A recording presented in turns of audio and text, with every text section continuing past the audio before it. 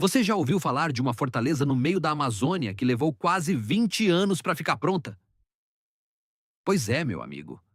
Hoje vamos viajar no tempo até 1775 para conhecer uma das obras militares mais impressionantes do Brasil colonial: a construção do Real Forte Príncipe da Beira. Prepara o coração, porque essa história é de tirar o chapéu. Olha só, estamos falando de uma época em que o Brasil ainda era colônia de Portugal e a coroa portuguesa estava de olho bem aberto nas fronteiras da Amazônia. Os espanhóis estavam ali pertinho, do outro lado do rio Guaporé, e Portugal precisava marcar território. E como fazer isso?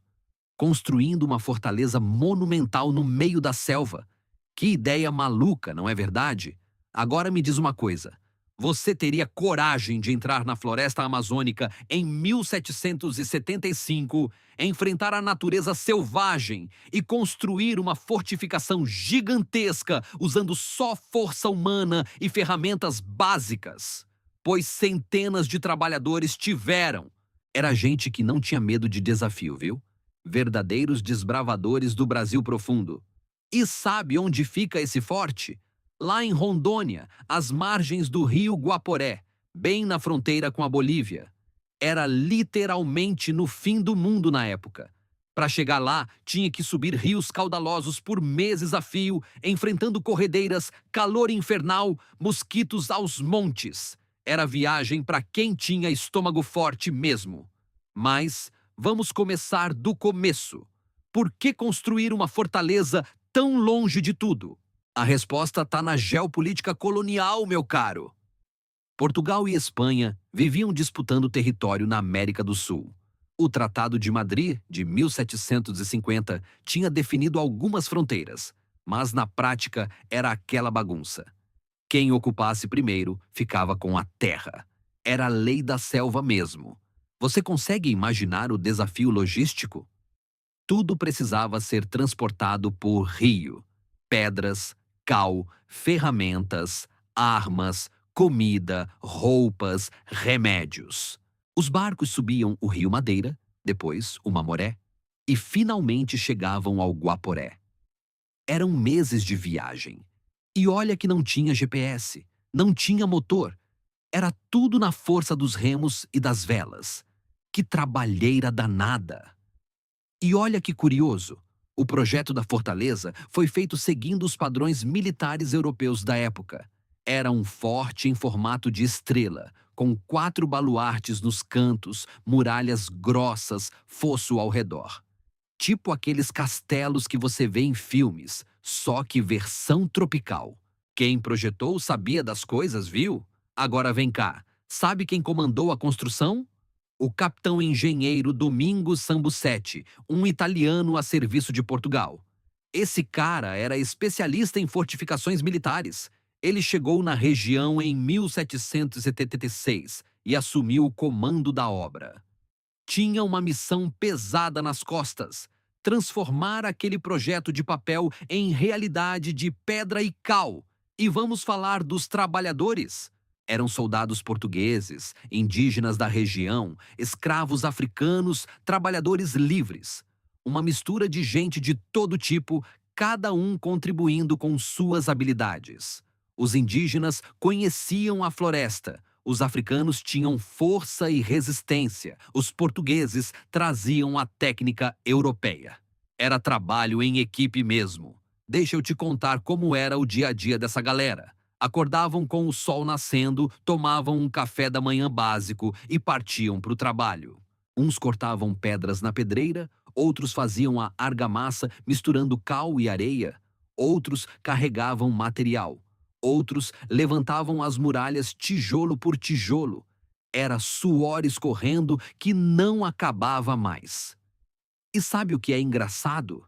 A pedreira ficava a uns 3 quilômetros do local da construção. Imagina carregar pedra pesada por 3 quilômetros no meio da mata, debaixo de sol escaldante. Era trabalho de Hércules. Usavam carroças de boi quando tinha, mas muita coisa era carregada nas costas mesmo. Que dureza, hein?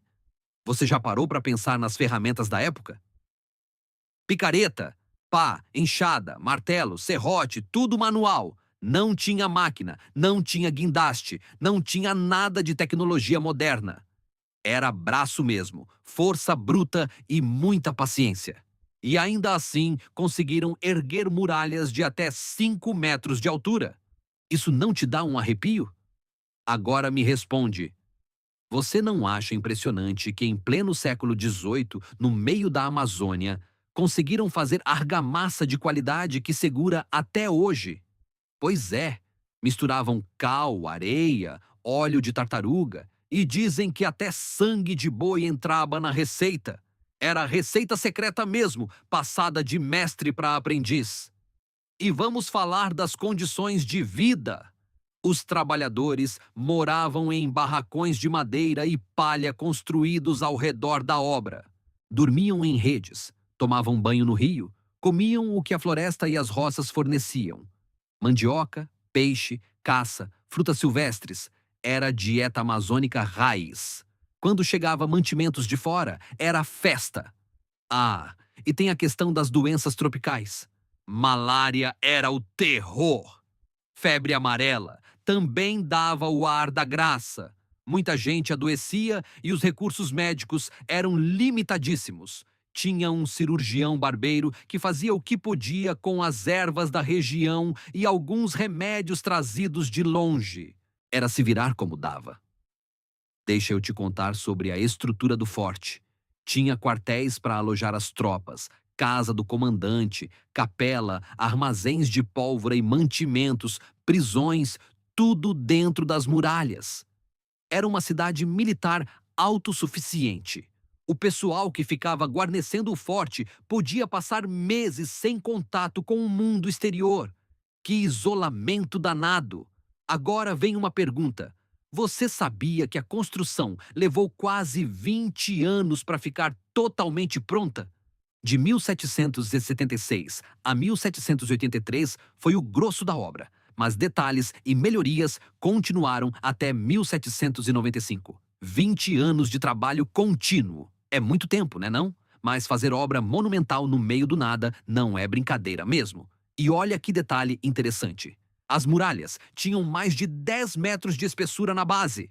Era grossura suficiente para aguentar tiro de canhão sem rachar.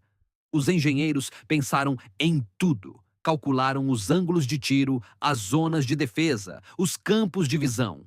Era matemática e estratégia militar aplicadas na prática. Sabe o que mais me impressiona? O forte nunca foi atacado de verdade. Construíram aquela fortaleza toda, gastaram uma fortuna, trabalharam por décadas e, no fim, serviu mais como símbolo de presença portuguesa do que para combate real. É aquele ditado: é melhor prevenir do que remediar. A simples existência do forte já desencorajava invasões. Você consegue imaginar o rio Guaporé passando ali do lado, cheio de piranhas, jacarés, botos? Os trabalhadores pescavam no rio para complementar a alimentação. Mas tinha que tomar cuidado, viu? Jacaré grande não tem dó de ninguém. E piranha em cardume, então, nem se fala. Era respeitar a natureza ou virar lanche. Agora, deixa eu te falar sobre os canhões. O forte foi equipado com várias peças de artilharia trazidas de Portugal. Imagina o trabalho de transportar canhões de bronze pesando toneladas por aqueles rios todos.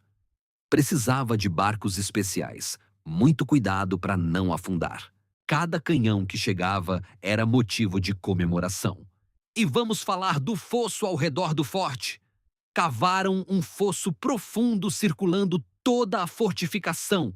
Era mais uma camada de defesa contra invasores.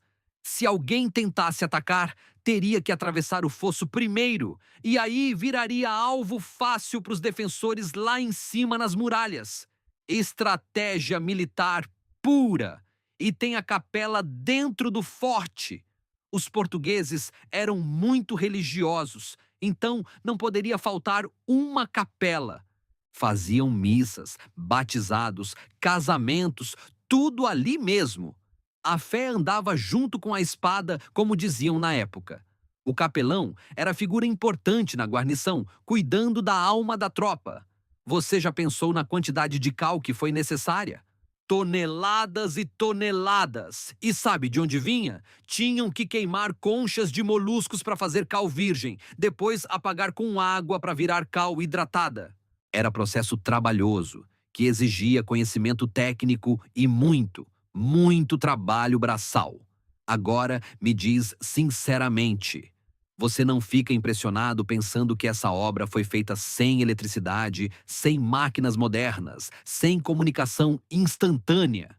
Tudo era na base da força humana, da inteligência prática, da determinação. É de tirar o chapéu mesmo. Nossos antepassados eram cascudos de verdade.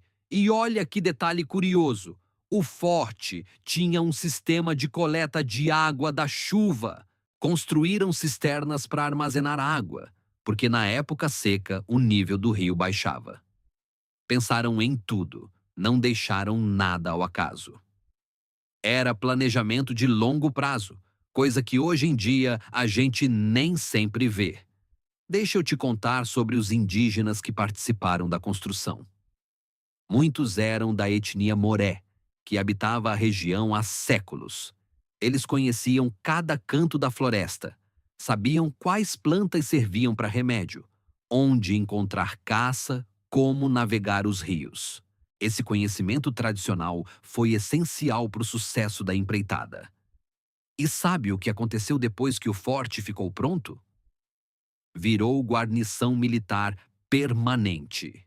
Soldados portugueses ficavam aqui estacionados, vigiando a fronteira, mantendo a soberania portuguesa na região. Era vida dura, longe de tudo. Mas alguém tinha que fazer esse trabalho. Os coitados ficavam meses sem ver gente de fora. Você sabia que o forte tinha até horta?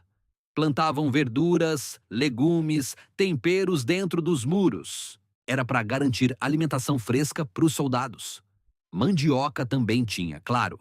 É a base da alimentação amazônica desde sempre. Farinha, tapioca, beiju, tudo feito com mandioca plantada ali mesmo.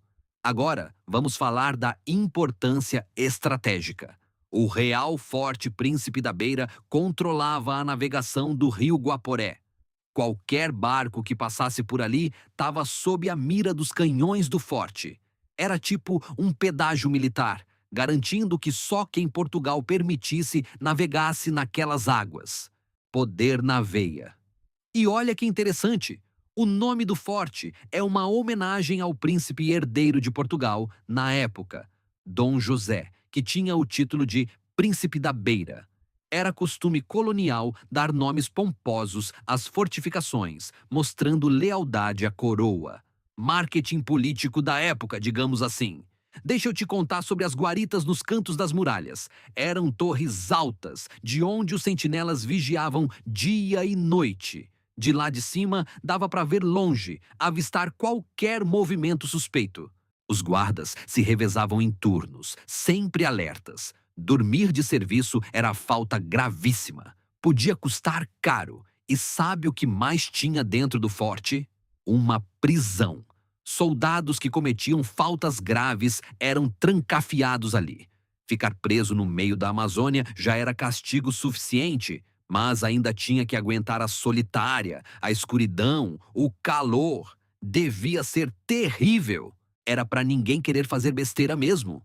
Você já imaginou as festas que faziam quando terminavam uma etapa importante da obra? Quando concluíam uma muralha, ou instalavam um canhão novo, ou terminavam um baluarte. O comandante autorizava a distribuição extra de aguardente, faziam churrasco, tocavam música. Era a comemoração merecida depois de tanto suor derramado. Agora me responde. Você não acha que esses construtores eram verdadeiros artistas da pedra? Algumas partes do forte têm acabamento tão caprichado que parecem obra de mestre canteiro europeu.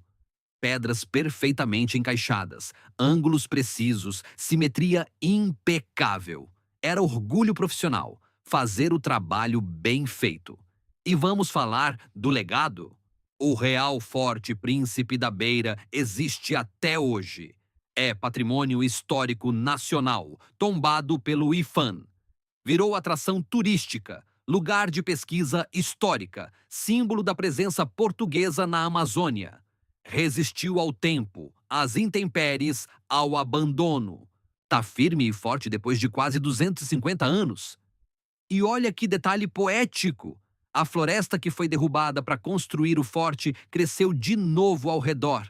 A natureza sempre dá um jeito de retomar o que é seu. Hoje, o forte está cercado de verde por todos os lados, numa harmonia bonita entre a obra humana e a natureza amazônica. Que visual incrível! Deixa eu te contar sobre as restaurações. Com o tempo, partes do forte foram se deteriorando. Chuva, sol, umidade, tudo cobrava seu preço. Mas nos últimos anos rolaram restaurações importantes, recuperando muralhas, limpando fossos, consolidando estruturas. É preservar a história para gerações futuras conhecerem. E sabe o que é legal? Hoje você pode visitar o forte. Andar pelas muralhas, subir nos baluartes, ver os canhões antigos, sentir a história pulsando em cada pedra. É emocionante tocar naquelas paredes e pensar: isso aqui foi construído há quase 250 anos, com as próprias mãos no meio da selva. Agora vem uma reflexão. O Real Forte Príncipe da Beira representa a determinação humana de ocupar territórios, de afirmar soberania, de construir algo permanente mesmo nas condições mais adversas. É testemunho de uma época, de uma visão de mundo, de capacidades técnicas impressionantes. Merece nosso respeito e admiração. E para finalizar com chave de ouro, essa história nos ensina sobre coragem, perseverança, trabalho em equipe. Portugueses, indígenas, africanos, todos trabalhando juntos para erguer aquela fortificação monumental. Foi obra coletiva, fruto do esforço de centenas de pessoas ao longo de décadas. É história viva que ainda pulsa naquelas pedras seculares. Então, e aí? Depois de conhecer essa história toda, você não fica com vontade de visitar o Real Forte Príncipe da Beira? A construção desse forte em 1775 foi muito mais que erguer muros de pedra.